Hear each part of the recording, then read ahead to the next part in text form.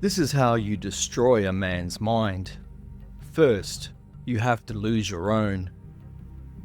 The year is 1969. The place is New York's Brooklyn Academy of Music. Backstage, in the shadows, is where the real battles happen. This is where Arnold Schwarzenegger learns his most important lesson. Not in the gym, not on the stage, but in the shadows, watching Sergio Oliva, a god in butcher's overalls, walking among mortals, his obsidian body eclipsing everything Arnold thought he ever knew about himself. Austrian muscle phenomenon, future Terminator, future governor, future mindfuck artist extraordinaire, standing there, feeling smaller by the second. Arnold's having what the shrinks call a moment of complete psychological surrender. But here's the thing about Arnold. He doesn't just learn lessons, he weaponizes them. You want to know how to build an empire? Start by burning your own kingdom to the ground. That's what Arnold did. Psyched out, mentally destroyed, he learned something crucial. The mind is where every battle is really won or lost. Here's the thing about losing your mind. Sometimes you find something better in the ruins. Amidst the bright lights of defeat, the young Austrian muscle freak approaches Oliva, the reigning Mr. Olympia, and plants a kiss on his cheek. Sweet gesture, right? Humble, right? Wrong. Dead wrong. It's a kiss that changed the course of bodybuilding history. Not the passionate kind, not the loving kind, the kind that carries poison on its lips. Arnold's first rule of psychological warfare: make them think you're submitting while you're actually conquering. Arnold's calculated humility, planting the seeds of destruction. Enjoy it, Sergio, Arnold says, tasting defeat like copper pennies in his mouth. This is the last time you'll ever beat me. The words sound empty, but Arnold's already doing the math. In bodybuilding, judges measure muscles, but they can't measure minds. And that's where he'll build his real empire. 3 years. That's how long it took Arnold to turn competitive bodybuilding into his own personal chess game. Except in this version of chess, one player doesn't even know that they're playing. Destroy the idea that physical superiority means anything when you can own someone's thoughts. And that's where Arnold lived. That's where he built his real muscle.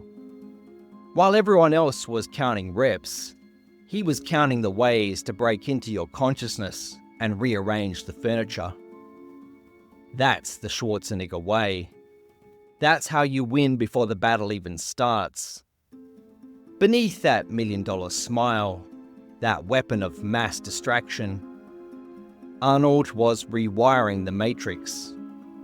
Every interview, every handshake, every seemingly casual conversation became another thread in his web. That moment of defeat in '69, that wasn't a loss. That was research. You want to know how to break a myth? First you have to study it, frame by frame, motion by motion. While other muscle heads were pushing weights, Arnold was pushing rewind. Watch, study, rewind. Watch, study, rewind. Oliva's poses played on repeat like a horror movie Arnold was learning to direct, watching the way you watch a god you're planning to kill. Fast forward to Columbus 1970, the Pro Mr. World contest. Surprise, motherfucker. Arnold appears like a ghost at Oliva's party, all smiles and helpful advice. You needed more mass, he tells Sergio, voice dripping with concerned friendship.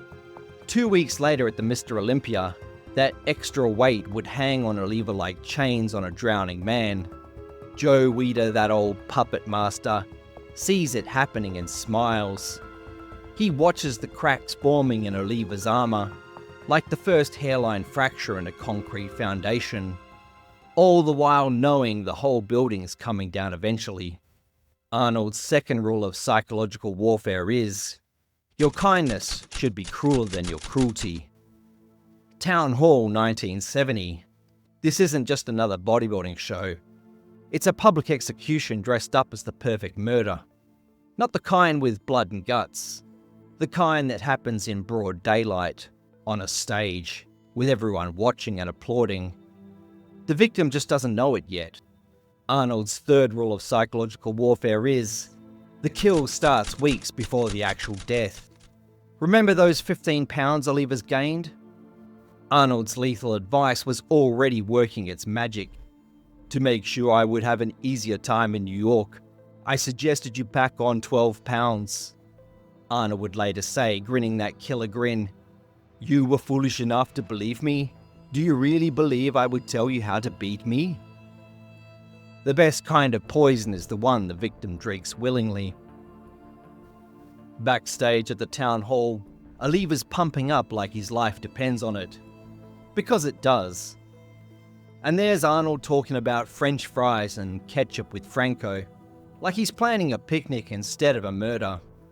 He invites Sergio to stop and come with. Sergio, sweating bullets, pauses and looks confused. Arnold twists the knife.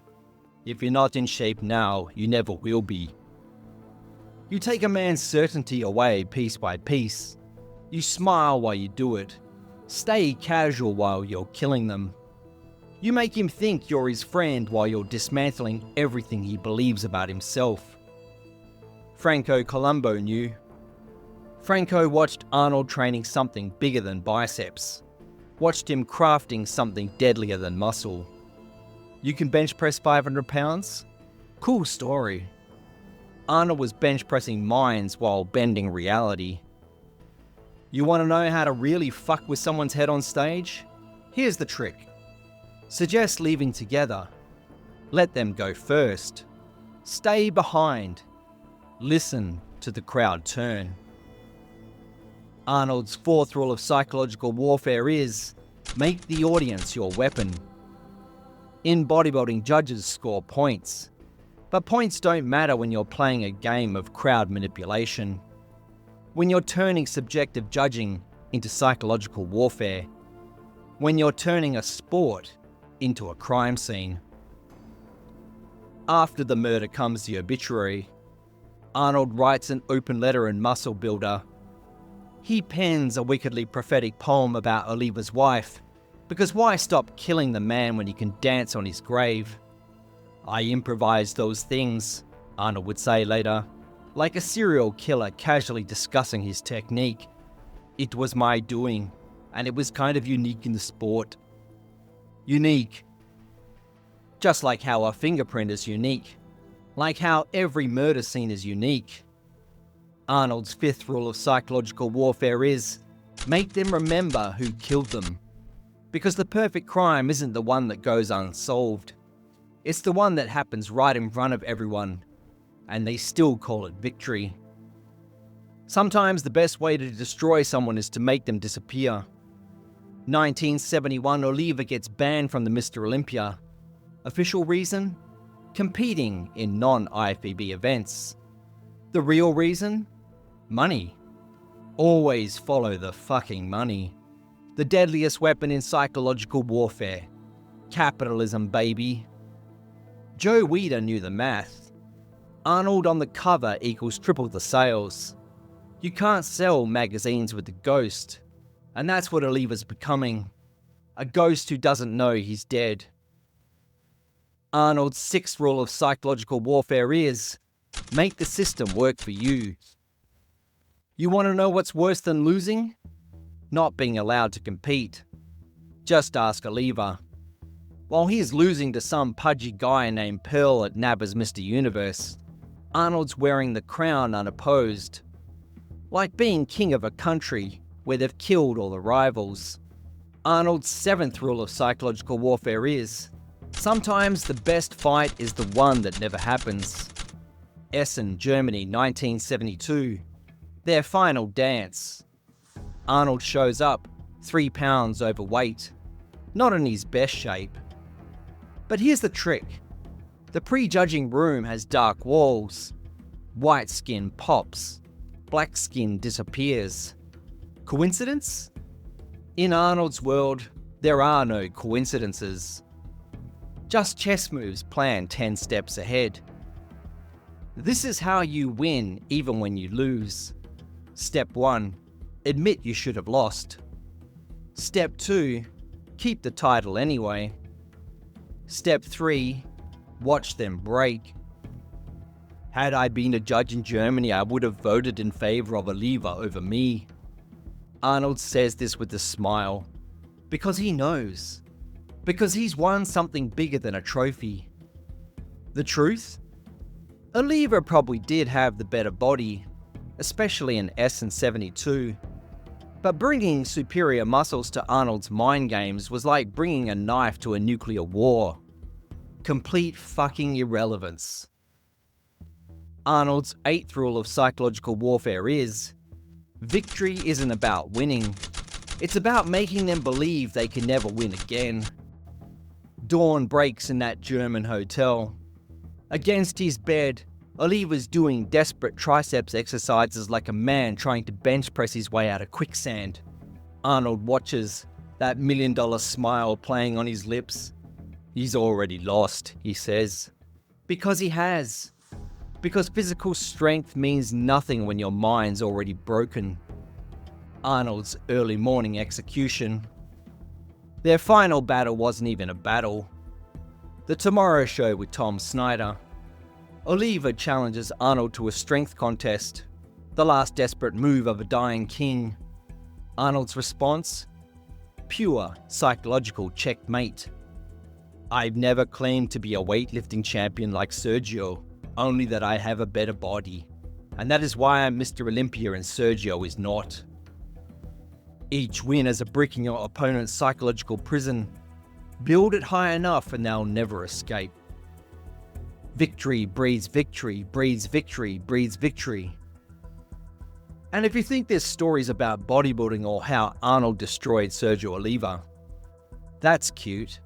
This is but a chapter in the narrative about how Arnold destroyed everyone who would come after.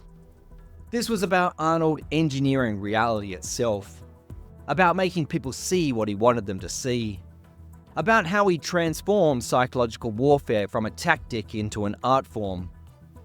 Because the perfect killing machine isn't the one that stops at one victim. It's the one that keeps killing long after they've left the room. These days, Arnold's still smiling. Because that's what killers do when they get away with murder. The kind where the victim's still walking around, not realizing they've been dead for years. Arnold's 9th rule of psychological warfare is, the winner gets to write history. That's the real Schwarzenegger method. Not just winning the battle, but making sure your opponent never recovers from the war. Making them question not just their loss, but their entire reality. It's not enough just to beat them. You have to own the space in their head where victory used to live. Because that kiss back in '69 wasn't submission. That wasn't respect, and that wasn't humility. That was the moment Arnold started writing the story. The one where he wins and everyone else just fills in the background.